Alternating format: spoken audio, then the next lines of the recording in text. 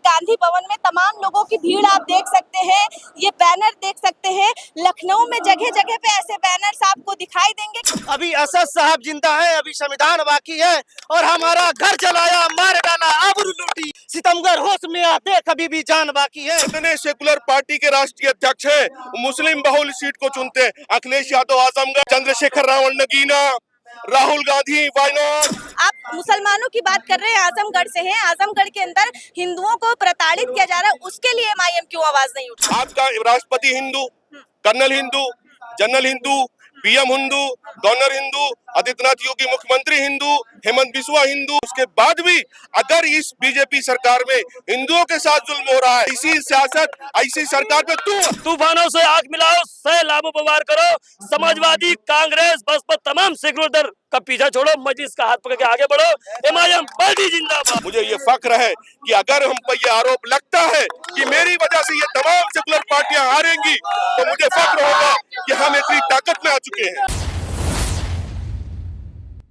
नमस्कार, आप देख रहे हैं 24 तक न्यूज और मैं हूं आपके साथ हनम जाहिद। ऑल इंडिया मजलिस इत्तेहादुल मुस्लिमीन का आज पहला राज्य स्तरीय सम्मेलन है। लखनऊ के गांधी भवन में तमाम लोगों की भीड़ आप देख सकते हैं। ये बैनर देख सकते हैं। लखनऊ में जगह जगह पे ऐसे बैनर्स आपको दिखाई देंगे क्योंकि 2027 के चुनाव से पहले एमआईएम जो है वो पूरी तरीके से एक्टिव मोड में नजर आ रही है। इस बार का क्या कुछ मुद्दा होने वाला है एमआईएम के लिए, तमाम यहाँ पर जो लोग हैं लोगों से बातचीत करेंगे। सबसे पहले मैम से बात करेंगे, क्या नाम है आपका? मेरा नाम जन्नत बानो है। मैं कुशीनगर जिले से मैं आई हूँ। अच्छा, यूपी के तमाम अलग अलग जिलों से लोग यहाँ पर आए हैं, क्या कुछ उद्देश्य है और 27 चुनाव को लेकर क्या कुछ आप लोगों की तैयारी रहने वाली है इस बार? मैम 2027 का यही हम लोग का पैगाम है कि बेरोजगारी चरण सिरा पर चल रहा है, महंगाई चरण सिरा पर चल रहा है, बेरोजगारी चरण सिरा पर चल रहा है। हम लोग को विकास चाहिए, विनाश नहीं चाहिए।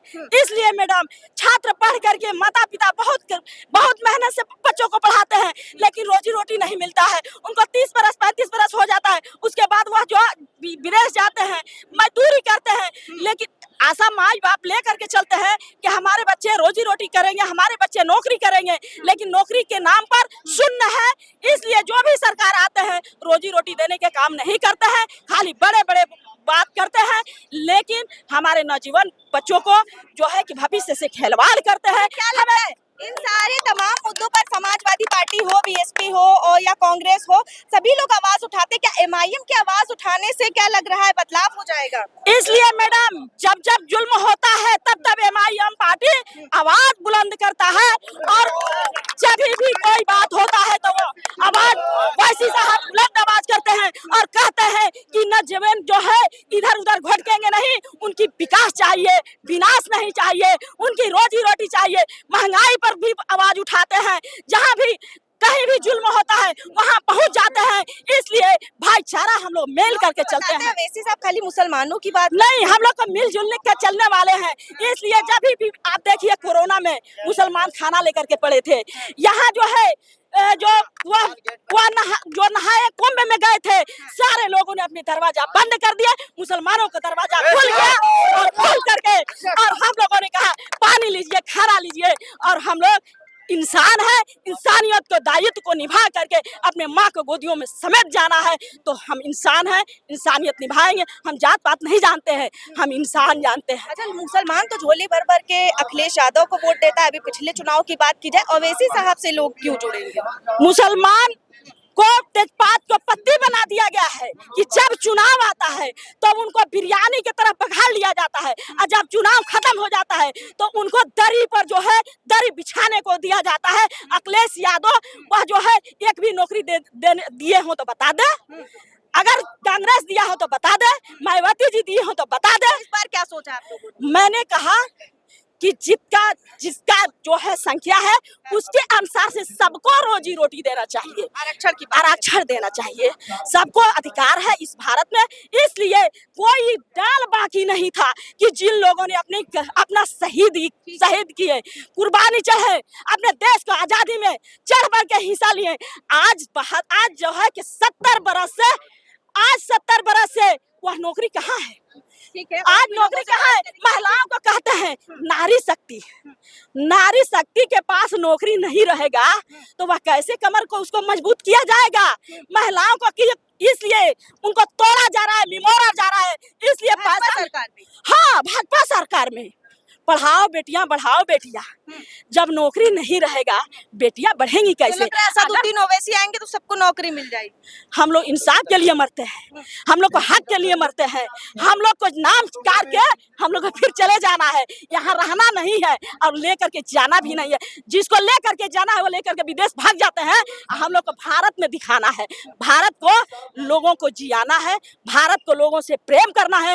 ईद में भी गले मिलेंगे और जो है होली में भी गले मिलेंगे। पहला राज्य स्तरीय आप लोगों का सम्मेलन है 2027 चुनाव के लिए। एमआईएम अभी से एक्टिव मोड में नजर आ रही, क्या कुछ मुद्दे होने वाले हैं? मैं बेहद शुक्रगुजार हूँ, आपने मुझे मौका दिया। मुद्दे यही रहेंगे, जिस तरह से एक कौम हमारे इस्लाम पर और मुसलमानों पे आए दिन तनकीद किया जाता है, हमारे हुजूर सल्लल्लाहु अलैहि वसल्लम पे आवाज़ उठाई जाती है और आए दिन दलित समाज को मारा जाता है, मुसलमानों को मॉब लिंचिंग की जाती है और भी बहुत सारे मसले हैं। मैं इसी के साथ कहता हूँ, जिस तरह से लोगों ने आज देखा है कि हालात बद से बदतर बना दिया गया है, चाहे वो सपा का रास्ता ही रहा हो चाहे कांग्रेस का, सब लोगों ने हम मुसलमानों को ठगने का काम किया है। मुसलमान 70 साल से एक दूसरे का बस्ता ढो रहा है। मैं एक शेर के माध्यम से अपने लोगों को बताना चाहूँगा, न घबराओ दीवानो वतन की आन बाकी है, न घबराओ दीवानो वतन की आन बाकी है, अभी इंसाफ जिंदा है, अभी संविधान बाकी है। न घबराओ दीवानो वतन की आन बाकी है, अभी असद साहब जिंदा है, अभी संविधान बाकी है। और हमारा घर जलाया मार डाला आबरू लूटी, हमारा घर जलाया मार डाला आबरू लूटी, सितमगर होश में आते कभी भी जान बाकी है, सितमगर होश में आते कभी भी जान बाकी है। ये धरती है शिवाजी की फुले महाराज का गुलशन, ये धरती है शिवाजी की फुले महाराज का गुलशन, अभी अम्बेडकर के कामों का सम्मान बाकी है, अभी अम्बेडकर के कामों का सम्मान बाकी है। अब मैं दो लाइन और मुस्लिम भाइयों के लिए कहूँगा, मेरे ख्वाजा का हिंदुस्तान निजामुद्दीन की दिल्ली, मेरे ख्वाजा का हिंदुस्तान निजामुद्दीन की दिल्ली, इन्हीं वलियों के चौखट से वतन की आन बाकी है, वतन की शान बाकी है। लग रहा है चिराग 2027 में एमआईएम जला पाएगी यूपी के अंदर। इंशाअल्लाह देखिए, हमारे करीम उलमाए कराम जिस दिन अपनी तारीख के तरफ अपने लोगों को मोड़ने का काम करेंगे, इंशाअल्लाह ये जो भी लोग हैं जो तीतर बन के हमारे बीच में हमारे कौम में आते हैं, इंशाअल्लाह सब लोग खत्म होंगे। इंशाअल्लाह एमआईएम का परचम बुलंद होता हुआ नजर आएगा, बुलंद होता हुआ नजर आएगा। क्या कुछ मुद्दे रहेंगे? जिस तरीके से पिछले चुनाव में रिजल्ट देखा गया एमआईएम का, इस बार क्या वही रिजल्ट रहेगा या पहलगाम आतंकी हमले के बाद असदुद्दीन ओवैसी को जो लोग मतलब उनसे अटैच हो रहे हैं, उनको पसंद कर रहे हैं, वो वोट बैंक में तब्दील हो पाएंगे?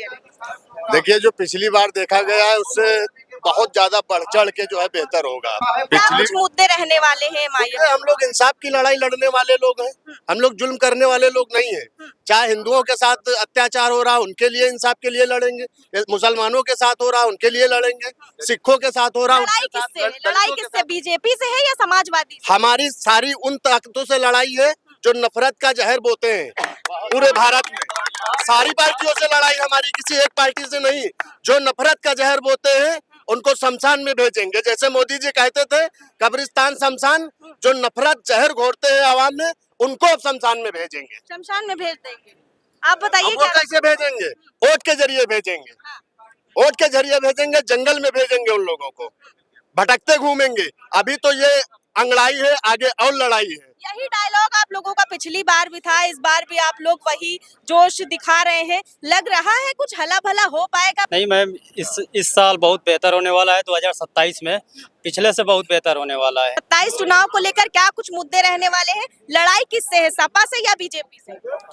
पहली बात तो आपका शुक्रगुजार, अब नहीं करेंगे ताबेदारी, नहीं करेंगे ताबेदारी, अब लेके रहेंगे हिस्सेदारी और अपना डंडा और अपना झंडा।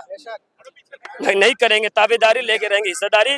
उन तमाम सेकुलर दलों से कहना चाहता हूँ कि जो आज कहते हैं कि 27 जीतेंगे, 22 जीतेंगे, 14 जीतेंगे, इन लोग ने भाजपा के मुसलमानों का डर दिखाकर भाजपा का न जीत पाए न जीतने दिए। उन तमाम मुसलमानों को उस तरह उस तरह इस्तेमाल करें, तेजपत्तों की तरह फेंक दे रहे हैं। लेकिन मैं कह रहा हूँ कि ये 27 अखिलेश यादव हो, चाहे बहन मायावती कुमारी जी हो, चाहे अखिलेश यादव जी हो, चाहे राहुल गांधी जी हो, कोई भी हो, इन लोगों ने बुआ भतीजा का साथ निभाया, बड़का भैया छोटका भैया साथ निभाया, क्या भाजपा को रोक पाए? नहीं रोक पाए। इन लोग तमाम सिर्फ मुसलमानों का इस्तेमाल करते हैं। इसलिए वरिष्ठ यूनिवर्सिटी साहब ने मिशन 2026 2027 के लेकर हम लोग आज इसके दिन में इकट्ठा हुए हैं। मैं शेयर करना चाहूँ, तूफानों से आंख मिलाओ, सैलाबों पर वार करो। तूफानों से आंख मिलाओ, सैलाबों पर वार करो। समाजवादी, कांग्रेस, बसपा, तमाम सेकुलर दल का पीछा छोड़ो, मजलिस का हाथ पकड़ के आगे बढ़ो। एमआईएम पार्टी जिंदाबाद, ओवैसी साहब जिंदाबाद। जैसे आपने बार बार ये बात को घुमा के पूछ रहे कि आपकी लड़ाई किससे है। हमारी लड़ाई किसी से नहीं। सबसे पहले ये जान लें कि 1948 में जब हिंदुस्तान आज़ाद हुआ तो रिफायाम क्लब में तमाम दानिशरों और उलमाए ने ये फैसला लिया कि कांग्रेस हमारी पार्टी और नेहरू हमारे नेता हैं।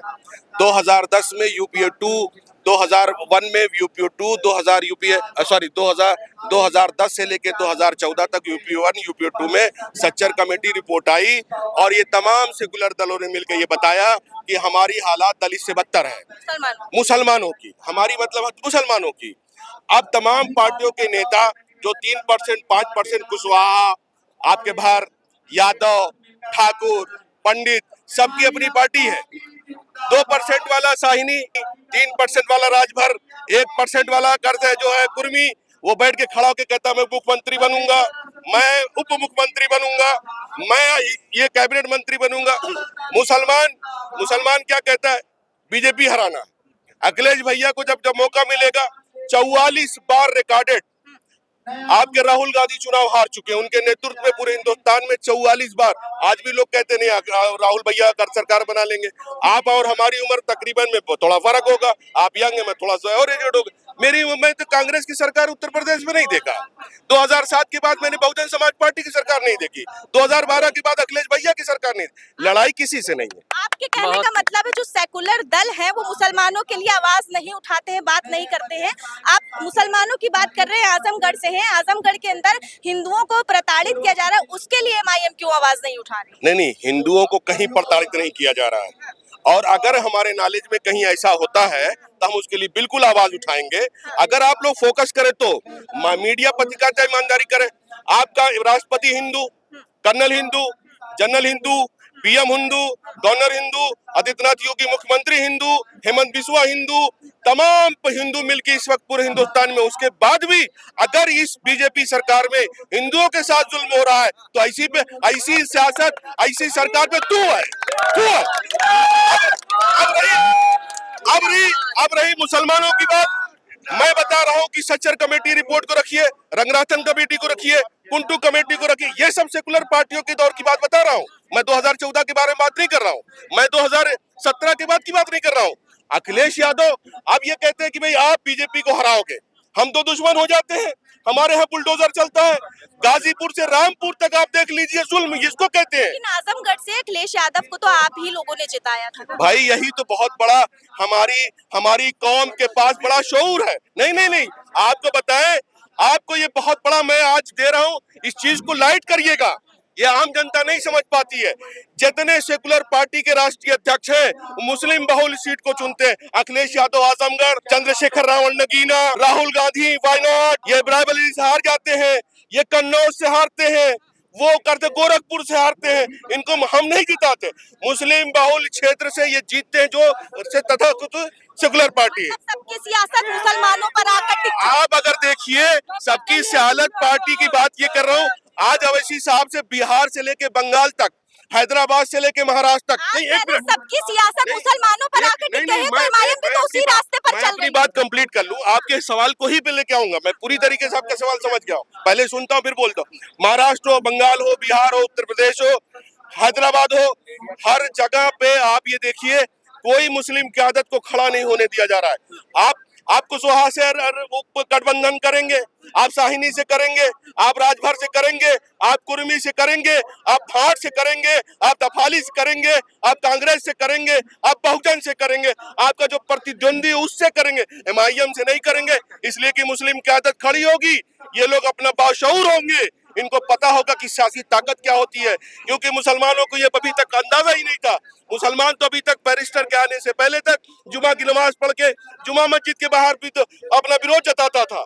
लेकिन ये जानते हो कि जमहूरी निजाम में तमाम फैसले पार्लियामेंट में होते हैं। जब तक हम पार्लियामेंट में नहीं पहुंचेंगे तब तक हमारी आवाज बुलंद नहीं होगी। इसलिए अब हम ये कोशिश कर, हमारी लड़ाई जो मेन है कि हम अपनी कौम को, दलित को, पिछड़ों को, वंचित समाज को इकट्ठा करके एक ताकत बनाए जो हक की आवाज बयान कर सके। लग रहा है एमआईएम का पर्चा लहरा पाएगा इस बार? डर तो साफ दिख रही है। किसमें? सेकुलर पार्टियों में गठबंधन नहीं कर रहे हैं। अब डर तो साफ दिख रही है। चर्चे में हम ही है। लोग कहते हैं साहब हम जिस सीट पे जाते हैं, अभी हमने उपचुनाव लड़ा, लोग कहे साहब आरोप लग जाते हैं। नहीं, आरोप नहीं लगते, सच्चाई है। मैं अभी तक तो दुनिया ये इनकार करती आरोप। जैब भाई वहां मौजूद थे। मैं अमरोहा में कुंदर की सीट पे चुनाव लड़ने के लिए गया था। लोगों ने ये कहा कि आप चुनाव लड़े, यहाँ बीजेपी जीत गई। मैंने कहा बधाई हो। आज पहले मैं हारा था 22 में, 27 में हराने वाली पोजीशन में हूँ। आज उसके बाद 29 में जीतने वाली पोजीशन में आ जाऊं। मुझे ये फख्र है कि अगर हम पर ये आरोप लगता है कि मेरी वजह से ये तमाम सेकुलर पार्टियां हारेंगी, तो मुझे फख्र होगा कि हम इतनी ताकत में आ चुके हैं और ये हरा के दिखाएं। और आने वाले वक्त में आप देखिएगा कि भारत में किसी भी प्रदेश का, भारत में किसी भी पार्टी ने अगर हमको इग्नोर किया तो याद रखे सत्ता की कुर्सी उससे कोसों दूर होगी। मतलब एमआईएम पूरी तरीके से चुनाव से पहले एक्टिव हो चुकी है। आप ये देखिए ना, ये मंजर तो आपको गवाही देगा कि आपका डंडा झंडा ना चुनावी मौसम है, ना कोई राष्ट्रीय नेता है। ये हमारे प्रदेश स्तर के लोग हैं। ये हमारा टूटा फूटा संगठन है। अभी तक लोगों ने डरवाया था कि बेपनाह ताकत यानी कारपोरेट, बेपनाह बल यानी बाहुबल जिसके पास है वही सरकार चलाएगी। लेकिन आप ये देखिए ना, बेपनाह पैसा है, ना बेनकाब आप अपने पैसे से आए हैं और इनके अंदर एक आग है और मुझे लगता है कि तमाम लोगों की पॉलिसियों को जला देगी।